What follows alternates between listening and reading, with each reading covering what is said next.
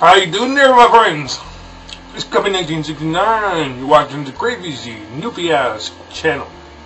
I got a story for you.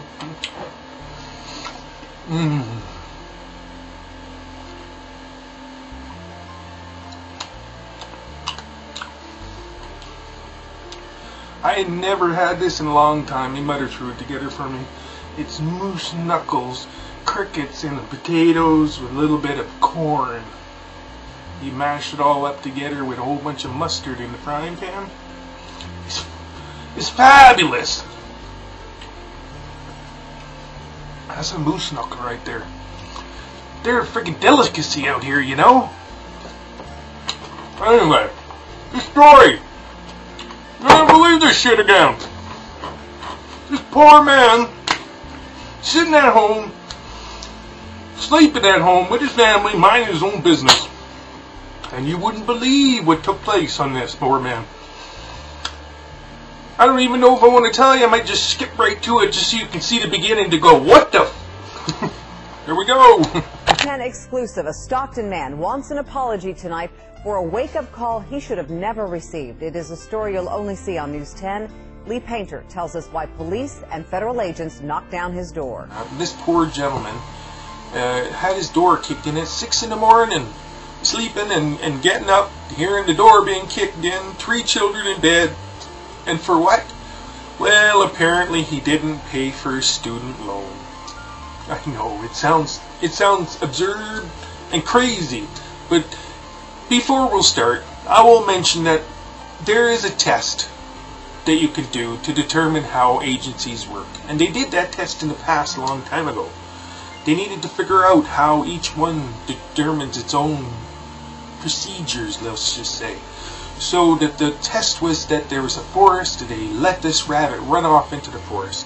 At first the CIA, they was in the forest first. And in that period of time, they placed some informants in there and throughout the forest, and then there was a lot of questions and of the plants and of the minerals. And after 3 months and of extensive investigations, and they come to the conclusion that there is no rabbits. What rabbits? There's no rabbits. What's a rabbit? Then, later on, we was to deal with the FBI's, and off they sent the FBI's in looking for that rabbit. And the FBI's goes in, and in 2 weeks, they can't come up with no leads. So they burn the forest, and they kill everything, including the rabbits, and they don't apologize to nobody. But they do tell us that the rabbit had it coming, because he started it first. He's the one who instigated the whole problem. So, and our simple policeman is a simple aspect. We all know how that works, right? This is how it works. They go into the forest. They come out 2 hours later with a bear. And the bear is screaming, okay, okay, I'm a rabbit, I'm a rabbit.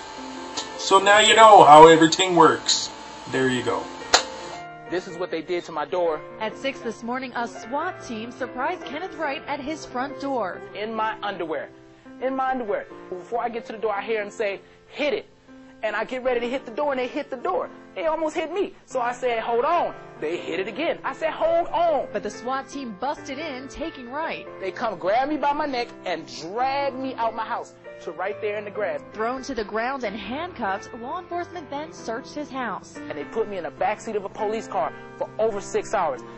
From 6 o'clock to 12:30. They had me handcuffed in the back of a police car with nothing on but my ripped up underwear that they ripped in the yard.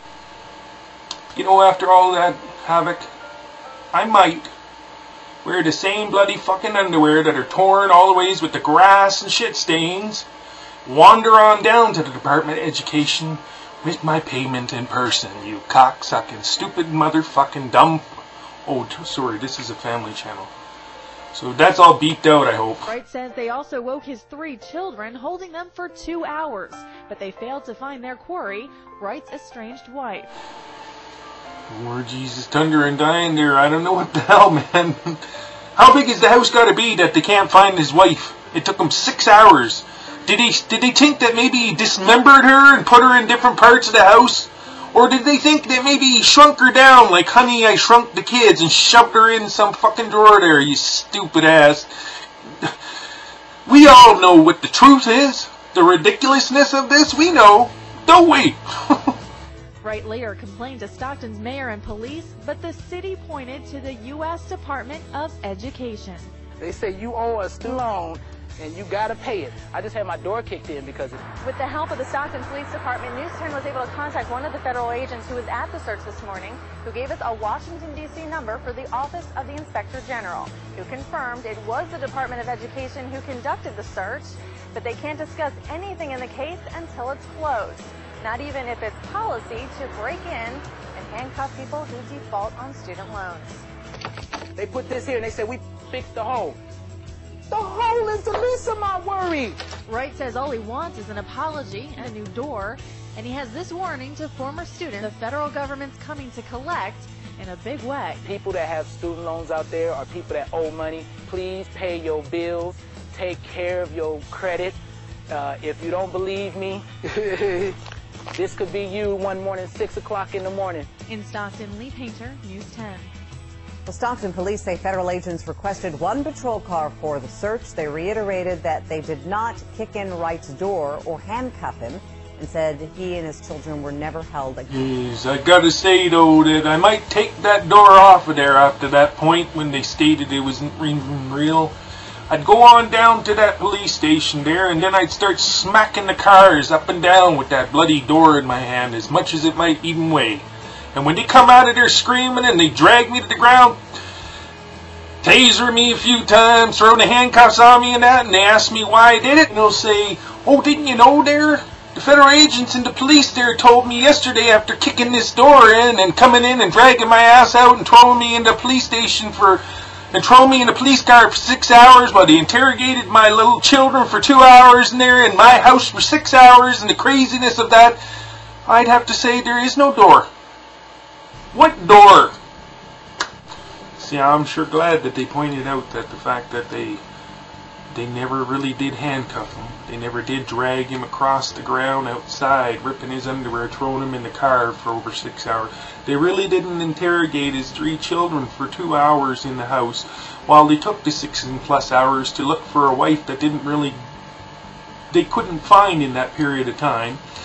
And they didn't really kick in the door and destroy and damage all that either. It was all in this poor gentleman's head. You know, even the physical damage that happened, he must have did it himself, according to the federal police. Until we go through court systems, it's all in his head. As usual, this is the Crazy Ass Newfie channel. I'd like to finish with one say. I'd like to tell you that I remember a while back there,